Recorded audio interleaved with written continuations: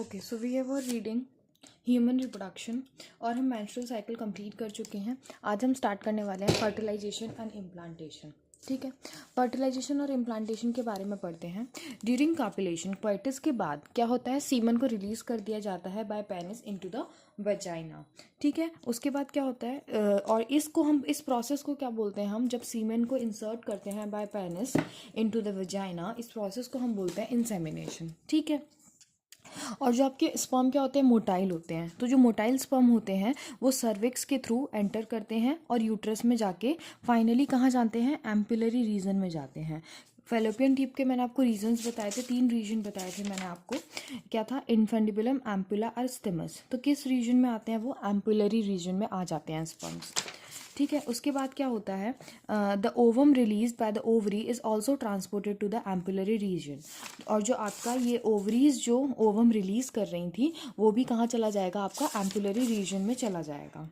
ठीक है, और एम्पुलर में ही क्या होता है, फर्टिलाइजेशन होता है। Fertilisation can only occur, fertilisation सिर्फ तभी होगा जब ओवम और स्पर्म दोनों साइमल्टेनियसली एम्पुलरी रीजन में पहुंचेंगे।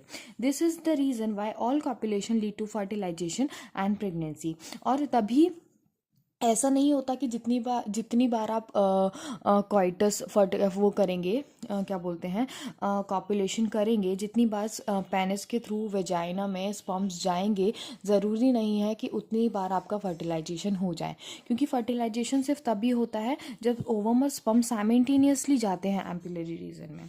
ठीक है, और जब आपके स्पर्म और ओवम फर्टिलाइज करते हैं, इस प्रोसेस को हम बोलते हैं फर्टिलाइजेशन। और ड्यूरिंग फर्टिलाइजेशन स्पर्म किसके कांटेक्ट में आता है, जोना पैलिसिडा लेयर होती है ओवम की, उसके कांटेक्ट में आता है।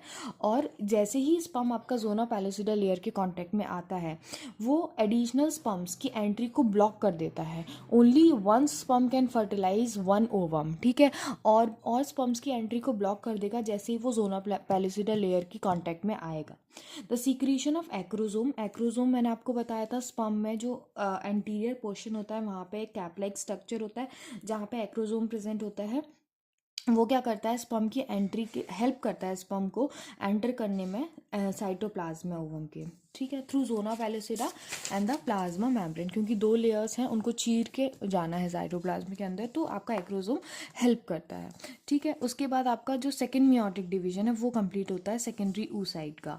उससे क्या बनता है आपका, ये भी एक अनइक्वल डिवीजन होता है, जिससे आपका सेकेंड पोलर बॉडी बनती है और हैप्लॉइड ओवम बनता है जिसको हम बोलते हैं ooted.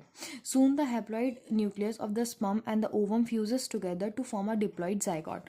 ठीक है, तो देखो स्पर्म आपका क्या है, स्पर्म भी आपका क्या है, हैप्लॉइड है, और ओवम भी आपका क्या है, हैप्लॉइड है। तो दोनों फ्यूज करके 2n स्ट्रक्चर बनाते हैं जिसको हम बोलते हैं जाइगोट। ठीक है, और ये दोनों जब फ्यूज करते हैं, इस प्रोसेस को हम बोलते हैं फर्टिलाइजेशन। ठीक है, उसके बाद आपको थोड़ा सा ये बताया गया है कि सेक्स डिटर्मिनेशन के बारे में बताया गया है। One has to remember that the sex of the baby has been decided at this stage itself. जैसे ही ओवम और स्पर्म फ्यूज़ करते हैं, आपके बेबी का सेक्स जो है वो डिटरमाइन हो जाता है।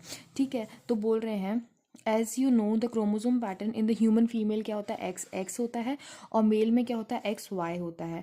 Therefore all the haploid ova produce by the female haves X chromosome, whereas male के पास क्या होगा, 50% के पास X होगा, 50% के पास Y होगा।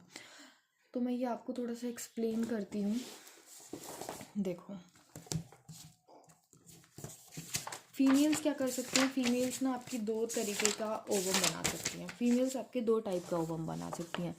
एक तो फीमेल्स आपकी एक ही टाइप का गैमीट बना रही हैं, और जो मेल हैं आपके वो एक एक्स बना रहे हैं और एक वाई बना रहे हैं। ठीक है, ये फीमेल्स के गैमीट हैं और ये मेल का गैमीट है। अब ये चांस फैक्टर है, ये वाला एक्स इस वाले एक्स के साथ फ्यूज़ कर सकता है तो एक्स एक्स बन जाएगा, ये वाला एक्स इस वाले एक्स के साथ फ्यूज़ करेगा तो एक्स वाई बन जाएगा, ये वाला एक्स इस वाले एक्स के साथ फ्यूज़ करेगा तो X X again, and this X Y again. तो this is a chance factor कि आपका जो बेबी है उसके पास एक्स एक्स होगा या एक्स वाई होगा। ठीक है, तो इसमें यही लिखा गया है। आफ्टर फ्यूजन, एक सेकेंड आशी, after fusion of the male and the female gamete, the zygote would carry either XX or XY, depending on whether the sperm carrying x और वाई फर्टिलाइज द ओवम। किस पे depend कर रहा है? ये sperm पे depend कर रहा है कि एक्स वाला स्पर्म जाके ओवम को फर्टिलाइज कर रहा है या फिर वाई वाला स्पर्म जाके ओवम को फर्टिलाइज कर रहा है, क्योंकि ओवम के पास तो क्या है, सिर्फ एक्स एक्स क्रोमोसोम्स ही हैं, ठीक है, क्योंकि फीमेल्स तो आपके सेम टाइप के क्रोमोसोम ही बना रही है, that is x x chromosome.